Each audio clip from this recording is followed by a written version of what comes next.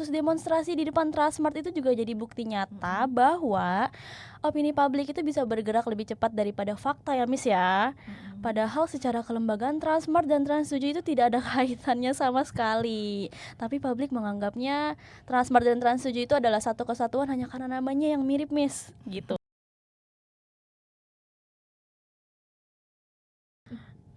Halo, selamat datang di podcast Nada Publik hari ini. Kenalin, aku Rara. Aku hari ini mau berbincang-bincang tentang kasus yang sangat ramai diperbincangkan di sosial media nih. Sudah hadir bersama aku hari ini ada dosen ilmu komunikasi dari Universitas Berkeley, ada Miss Fatima Syarif. Hai Miss, apa kabar Miss? Baik, alhamdulillah. Terima kasih ya Miss sudah mau diajak ngobrol sama aku hari ini. Semoga energinya masih banyak ya Miss untuk berbincang sama aku sampai nanti Miss. Iya, terima kasih juga sudah mengundang saya. Oke, jadi kita akan membahas sebuah kasus yang sempat memicu perdebatan publik, yaitu tayangan Exposed Uncensored dari Trans7 nih Miss. Dalam salah satu episodenya, program tersebut menayangkan potongan video interaksi antara kiai dan santri yang bernarasi kiai yang kaya raya tapi santri yang kasih amplop. Tayangan ini memicu kemarahan publik karena dianggap melecehkan keagamaan nih Miss dan merendahkan kelembagaan pesantrennya. Akibatnya Trans7 menuai protes keras dan sempat diboikot. Namun beberapa masyarakat menganggap bahwa tayangan ini merupakan kritik sosial yang relevan. Sebagai tanggapannya, akhirnya Trans7 meminta maaf dan melakukan pemutusan hubungan kerja terhadap tim produksinya. Dalam kasus ini, liputan Exposed Uncensored dari Trans7 Miss sempat memicu respon luas dan dianggap menyentuh sisi sensitif sosial dan keagamaan Miss. Miss Fafa, menurut Miss, apa sih yang membuat pemberitaan ini tuh bisa menjadi berkembang sebesar ini di mata publik? Apakah karena cara media menyoroti isu tersebut, atau adakah faktor sosial lain yang ikut memperkuat persepsinya? Coba Miss. Oke, menarik ya. Oke, kita di sini akan membahasnya secara akademis. Dari kacamata akademis ini kita membahas ini sebagai bentuk respon dari sebuah krisis publisitas, ya kan? Dan tentunya krisis ini pun telah diselesaikan dengan baik ya. Kalau kita cek lini media massa, ini saya lihat tadi pagi di Kompas ID, pendiri Transmedia Bapak Hairul Tanjung pada tanggal 23 Oktober telah berkunjung ke Ponpes Lirboyo untuk menyambung kembali tali silaturahmi, didampingi oleh Ketua Dewan Pers Profesor Muhammad Nuh dan Direktur Utama Detik Network Pak Abdul Aziz, diterima oleh pengasuh Ponpes Lirboyo Pak Kiai Abdullah Kafabihi Mahrus dan Kiai Haji Anwar Mansyur. Itu yang sudah terjadi di tanggal 23 kemarin. Nah, sebelum kita menjawab kenapa sih ini menjadi begitu besar, kita balik dikit nih ke sejarah gitu ya. Kita harus kembali ke sejarah dulu dan ada sesuatu yang unik nih. Sesuatu yang unik adalah Pak Hairul Tanjung kemarin pergi ke Ponpes Lirboyo tanggal 23 Oktober. Pas sekali kalau kita kembali ke tahun 1945, ada apa di tahun 1945? Ada kemerdekaan Indonesia. Betul. Pada tanggal 21, 22, 23 Oktober. Jadi pas banget ya. Itu para kiai berkumpul semua di Surabaya. Oke. Diakomodir oleh PBNU gitu ya, untuk mempertahankan eksistensi kedaulatan bangsa kita. Itu peran pesantren untuk kemerdekaan Indonesia. Jadi sangat penting mereka itu berkumpul karena ketika kita diumumkan kemerdekaan kita tanggal 17 Agustus 45, kita tidak diakui kedaulatannya oleh banyak negara dan penjajah masih berusaha menggoyang negara kita. Tapi para kiai bersatu dengan jaringan network pesantrennya di seluruh Indonesia untuk bertahan, menyatakan bahwa kita merdeka. Itu di tanggal 21, 22, 23 Oktober 1945. Dan kalau kita tahu Bung Tomo menggemakan itu di Surabaya ya kan, itu kita peringati sekarang setiap tahun. Tahu 10 November ada apa 10 November? 10 November. Hari Pahlawan. Pahlawan, betul. Iya, itu bermula dari situ.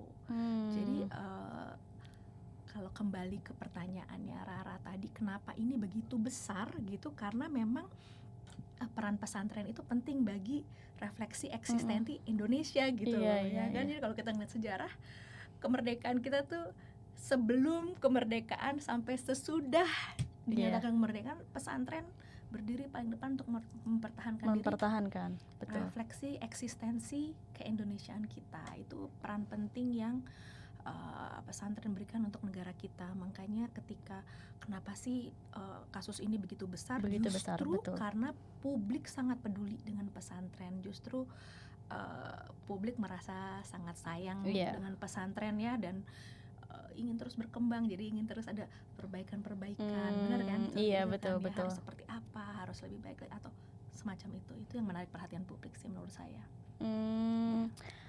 Jadi sebenarnya bukan karena isi tayangannya Miss ya, tapi karena cara media menyorotinya tuh berulang kali dan simbol yang digunakan tuh mempunyai nilai sensitif di masyarakat ya Miss ya.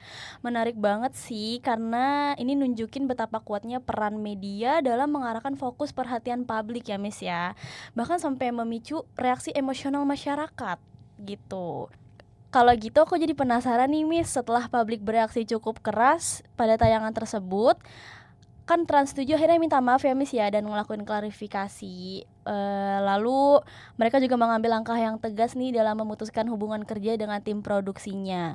Permintaan maafnya juga disiarkan langsung Miss di platform resmi Trans 7 sebagai bentuk tanggung jawabnya. Miss Fafa, kalau dari sisi komunikasi, gimana Miss melihat upaya klarifikasi ini? Apakah langkah seperti itu cukup efektif untuk memulihkan kepercayaan publik terhadap media yang bersangkutan? Oke, kita ngomong upaya klarifikasi. Betul. Tentunya langkah klarifikasi dan permohonan maaf dari pihak media tersebut sudah tepat ya untuk meredam kekecewaan publik dan sebagai strategi pemulihan citra Trans 7 gitu. Sebagai upaya permohonan maaf, dan kita juga belajar tentang teori image restoration. Jadi langkah-langkah yang kita bilang namanya corrective action. Apa aja corrective action? Salah satunya meminta maaf, mencoba memperbaiki hubungan. Yaitu dengan sesuai dengan permintaan dari pihak Ponpes untuk memberhentikan semua kegiatan penyiaran dan lain-lain. Lalu akan lebih menyiarkan berita-berita yang lebih baik, ya kan? Mengevaluasi semua pemberitaan yang seperti itu sudah merupakan tindakan corrective action yang baik dari media Trans 7. Tapi begini, mengembalikan kepercayaan publik itu butuh proses. Betul. Langkah yang diambil oleh Trans 7 sudah tepat, dari mulai meminta maaf, melakukan tindakan-tindakan action yang memutus hubungan. Lalu kita baca tadi ada kunjungan Pak Heru Tanjung ke Ponpes, semua sudah tepat, tapi ada proses bahwa publik butuh mengembalikan rasa kepercayaan itu. Betul. Tapi satu hal yang ingin saya sampaikan, orang Indonesia itu punya jiwa karakter yang kuat tapi halus. Kita itu orang yang mudah memaafkan, tapi sulit melupakan. Betul kan? Miss. Jadi kita sudah memaafkan, tapi kita akan terus memantau akan seperti apa ke depannya. Betul. Tindakannya. Ada lagi karakter orang Indonesia yang kedua. Rara tahu apa enggak? Apa tuh Miss? Karakter kita tuh gotong royong, urun rembuk, selalu urun rembuk. Jadi dari tindakan-tindakan para petinggi yang bertemu gitu ya, itu memberi contoh bahwa ketika ada masalah kita urun rembuk. Apa sih yang harus dilakukan? Betul kan? Betul. Memang ada kemarahan publik diredam dengan permohonan maaf agar kekecewaan itu mereda.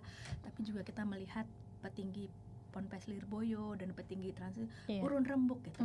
Apa sih langkah selanjutnya yang bisa kita lakukan untuk memperbaiki suasana, memperbaiki narasi pemberitaan yang harus diverifikasi dulu, mencari bentuk angle pemberitaan yang tidak negatif dan narasi pemberitaan yang lebih baik. dan macam-macam. Ponpes pun juga para kiai juga pasti akan terus mengevaluasi gitu. Jadi itu karakter orang Indonesia sih. Kita selalu gotong royong, urun rembuk, cari penyelesaian masalah. Dan itu kita bangga loh sama itu loh. Ya? Betul. Jadi itu adalah upaya-upaya seperti teori yang kita pelajari, image restoratif teori gitu ya, si William Benoit. Iya. Itu corrective action yang dilakukan sudah tepat dan memang butuh waktu atau proses untuk pemulihan citra. Ya, kira-kira itu jawaban saya. Menarik sekali sih, Miss. Jadi bahkan ketika Trans 7 sudah meminta maaf, publik tetap bereaksi karena perspektifnya belum terkendali, Miss. Kasus demonstrasi di depan Transmart itu juga jadi bukti nyata bahwa opini publik itu bisa bergerak lebih cepat daripada fakta ya, Miss ya. Padahal secara kelembagaan Transmart dan Trans 7 itu tidak ada kaitannya sama sekali. Tapi publik menganggapnya Transmart dan Trans 7 itu adalah satu kesatuan hanya karena namanya yang mirip, Miss, gitu. Artinya PR Trans 7 memang punya tantangan ganda, bukan hanya memulihkan citra media, tapi juga mengembalikan kejelasan identitas di mata publik. Dan ini tuh sangat sejalan dengan teori image restoration yang tadi Miss bilang ya, Miss ya, bahwa permintaan maaf hanyalah langkah awal, tetapi pengelolaan persepsi publik justru jadi inti proses pemulihan. Nah, setelah ini kita akan bahas bagaimana opini publik semakin terbentuk dan diperkuat oleh adanya peran tokoh dan organisasi besar lewat teori two-step flow of communication gitu. Jadi walaupun Trans 7 sudah melakukan berbagai langkah ya, Miss ya, kayak klarifikasi, meminta maaf seperti yang tadi kita udah bahas sebelumnya sama Miss Fafa, nyatanya kasus ini tetap ramai diperbincangkan oleh masyarakat. Banyak tokoh publik dan organisasi keagamaan seperti Nahdlatul Ulama ikut memberikan komentar baik di media sosial ataupun forum publik. Menurut Miss Fafa, aku mau nanya lagi nih, Miss ya. Menurut Miss, gimana Miss Fafa melihat peran para figur publik ini dalam membentuk persepsi nih, Miss, dan arah opini masyarakat terhadap kasus tersebut? Apakah hal ini bisa jadi salah satu alasan mengapa sebagian publik merasa tetap tidak puas gitu, Miss? Secara akademis kita bahas dari teorinya dulu ya. Tadi teori two-step flow of communication. Ayo Rara ingat siapa yang menyebarkan pertama kali membuat teori tersebut? Lazarfeld dan Kants. Di tahun berapa? 40 dan 50. Bahkan di tahun itu pun sudah ada teori penyebaran informasi. Bayangin seperti itu. Di saat ini kita bahas dulu tentang teorinya. Teorinya itu tentang opinion leaders. Kalau di saat ini bahasa kerennya opinion leaders tuh kira-kira tuh siapa? Siapa ya, Miss ya? Influencer. Oh, influencer, betul. Bayangkan. Jadi teori itu ada sebuah media yang membuat sebuah berita, lalu dilihat oleh influencer yang mungkin dipercaya kata-katanya oleh audiens yang lebih besar dan menyebar lah. Dan sekarang kanal-kanal sosial media itu kan gampang sekali membuat komen dan pencet share langsung menyebar. Jadi two-step flow of communications ini memang pisau bermata dua. Jadi kalau misalnya memang digunakan untuk hal yang tepat itu baik. Tapi kalau di masa lalu opinion leaders memang harus memfilter apa yang keluar, ya kan, ada keywordsnya adalah filter communication, benar ya? Kalau kalian baca, kalian pelajari ada filter communication dari para opinion leaders atau influencers, benar? Kalau saya pikir mungkin kalau kita komunikator, kita belajar ilmu komunikasi, kita punya prinsip komunikasi yang kita pegang. Ada 5 prinsipnya. Profesor Melvin Sharp nih pasti kalau yang murid-murid saya udah tahu, disuruh ngafalin 5 yang kita pegang. Rara ingat apa? Jujur, terbuka, betul, terbuka, fair atau adil, betul, two flow communication, ya kan? Iya. Two way communication, betul. Dan yang terakhir apa? Lihat sikon, lihat situasi dan kondisi, ya kan? Kalau kita selalu berpikir lihat dulu nih kondisinya baik atau tidak untuk ngomong, ya kan? Ada berita seperti ini, kalau kita memang influencer, baik atau tidak untuk menyebarkan. Betul atau tidak? Karena kita sudah belajar ilmunya. Betul. Jadi opinion leader bagus untuk kasus-kasus tertentu, tapi juga menjadi challenge jika itu membuat ketegangan di masyarakat, ya. Tapi yang mungkin bisa dilakukan ya ketika kita belajar teori seperti ini adalah mungkin merangkul para influencer itu ya, untuk sama-sama melihat bahwa sekarang kita udah urun rembuk, udah mencapai sebuah kesepakatan dan semua pihak bersama-sama ingin melakukan yang terbaik untuk negara ini. Karena sama-sama pesantren merupakan bagian penting, ya kan, dari eksistensi bangsa kita. Media pun sebagai pembawa berita juga lembaga yang penting, ya kan, kita tahu semua berita apa yang terjadi dari media. Jadi kita juga membutuhkan para opinion leader ini sebagai salah satu stakeholder kita di ilmu komunikasi. Kita belajar tentang stakeholder untuk sama-sama menyebarkan berita baik bahwa ini kita udah maju selangkah lebih baik loh dalam masalah ini. Wah, berarti dinamika komunikasinya tuh di kasus ini tuh sangat kompleks banget ya Miss ya. Gak cuma soal isi tayangannya aja, tapi juga bagaimana pesan itu hidup, diulang dan dipertegas lewat orang-orang yang dipercaya oleh publik ya Miss ya. Tadi kita sudah membahas bagaimana media bisa menentukan fokus perhatian publik, lalu image restoration, bagaimana PR berperan dalam memulihkan citra saat krisis yang terjadi ya Miss ya. Dan yang terakhir ada two-step flow of communication yang menjelaskan bagaimana tokoh dan figur bisa memperkuat arah opini masyarakat. Semua teori itu terasa sangat relevan di kasus ini karena memperlihatkan bahwa arus komunikasi di masyarakat tidak pernah berhenti hanya di satu titik aja ya Miss ya. Media menyampaikan pesan, publik menafsirkan, lalu tokoh menguatkan, dan akhirnya terbentuk persepsi kolektif yang sulit dikendalikan gitu. Terima kasih banyak ya Miss Fafa sudah menjelaskan atas insight-nya yang diberikan, juga luar biasa banget hari ini Miss. Dan untuk para pendengar, semoga obrolan ini bisa membuka cara pandang baru tentang bagaimana media bekerja, bagaimana publik bereaksi, dan bagaimana kita semua bisa jadi audiens yang lebih sadar dan reflektif sih gitu. Oke, sampai jumpa di podcast berikutnya, dan jangan lupa untuk tetap kritis secara bijak dalam menilai informasi ya. Demikian aku Rara, hari ini aku pamit. Salam komunikasi. Bye.